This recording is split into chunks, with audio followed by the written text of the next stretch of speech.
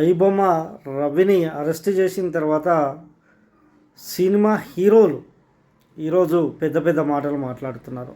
ప్రొడ్యూసర్లు పెద్ద పెద్ద మాటలు మాట్లాడుతున్నారు. సరే, ఐబొమ్మ రవి తప్పు చేసిండు, 100% ఆయన శిక్షార్హుడే. మరి మీరు ఏ దేశాన్ని ఎవరిని ఉద్ధరిస్తున్నారు? హీరోలు చిరంజీవి గారు, నాగార్జున గారు, రాజమౌళి, సురేష్ బాబు, మీరు ఎవరిని ఉద్ధరిస్తున్నారు? 10 లక్షలు 20 లక్షల సినిమాలకు, మేకింగ్ ఛార్జెస్ అయ్యే సినిమాలకు ఈరోజు కోట్లకు హీరోలకు రెమ్యునరేషన్ ఇచ్చి ఆ రెమ్యునరేషను ఆడియన్స్ మీద, పాపం రోజు కూలిపోయే వాళ్ళ మీద రుద్ది ఒక్క షోకు 1000 రూపాయలు, 2000, 3000 రిలీజ్ రోజు పెంచి వాళ్ళ కష్టాన్ని మీరు దోసుకుంటున్నారు. చిరంజీవి గారు సినిమా కష్టాన్ని, చాలామంది కష్టపడతారు, వాళ్ళ కష్టాన్ని దోచుకోవద్దు అంటున్నారు కదా. మీ సినిమా చూసే వాళ్ళంతా ధనికులు కాదు సార్.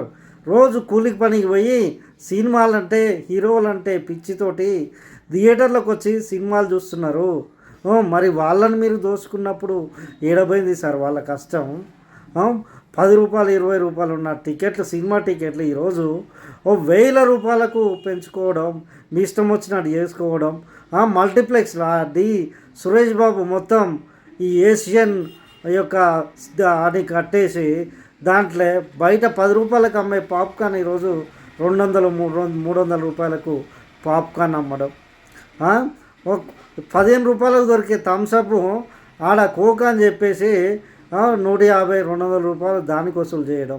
మరి మీరు వాళ్ళ కష్టాల్ని, లేకపోతే వాళ్ళ యొక్క సొమ్మును, వాళ్ళు సంపాదించుకుంటే చెమట చుక్కల నుంచి వచ్చినటువంటి డబ్బును మీరు ఇట్లా దోసుకున్నప్పుడు అనిపించలేదా సార్? అనిపించట్లేదా మీకు?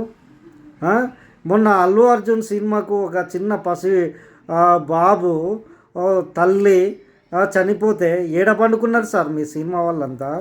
నాగార్జున గారు ఏడ పండుకున్నాడు, చిరంజీవి ఏడ పండుకున్నాడు. మీరు అల్లు అర్జున్ చూడడానికి వచ్చారు కానీ పాపం ఆ బాబుని కనీసం పరామర్శించడానికి పోయిరా చిరంజీవి గారు, నాగార్జున గారు, సురేష్ బాబు గారు, రాజమౌళి గారు ఏడ పండుకున్నారు?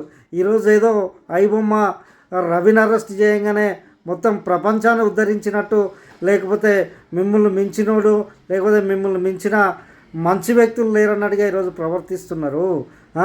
మీకు వాళ్ళ ఉసురు దొరకదా సార్? ఐబొమ్మ పాపం అంటే సినిమా చూడాలనుకుంటే ఎట్లాగొచ్చి థియేటర్కి వచ్చి చూస్తున్నాడు. సరే, పైసలు లేనోడు, లేకపోతే అంత స్తోమత లేనోడు సరే ఆ పైరసీని సినిమాలు చూసి ఉండొచ్చేమో.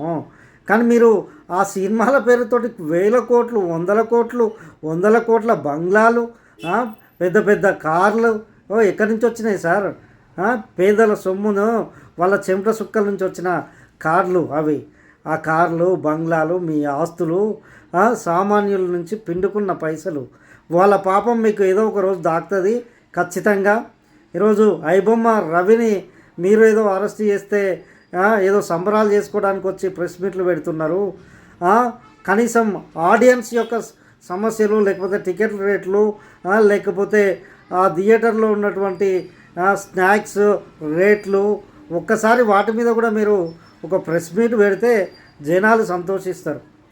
ఐబొమ్మ రవి ఈరోజు సరే మీరు అరెస్ట్ చేస్తే క్రిమినల్ లెక్క చూస్తున్నారేమో కానీ నిజంగా సినిమా, లేకపోతే పేద సినీ ప్రేమికులకు ఐబొమ్మ రవి ఈరోజు ఒక హీరో లెక్క కనిపిస్తుండు. ఒక తెలుగులో రాబిన్ హుడ్ లెక్క ప్రజల్ని దోసుకొని పేదలకు పెట్టే ఒక హీరో ఆయనలో కనిపిస్తున్నారు. సరే, చట్టాలు ఏం చెప్తున్నాయి, లేకపోతే ఏం చేస్తున్నాయి అనేది చట్టపరంగా ఆయన తప్పు చేస్తే శిక్షించాల్సిందే. కానీ ఈ విధంగా ఆ కోణంలో చూస్తున్నారు. హీరోలు, లేకపోతే సినిమాలకు సంబంధించిన వాళ్ళు ఈరోజు రియలైజ్ కావాల్సిన అవసరం అయితే ఉన్నది.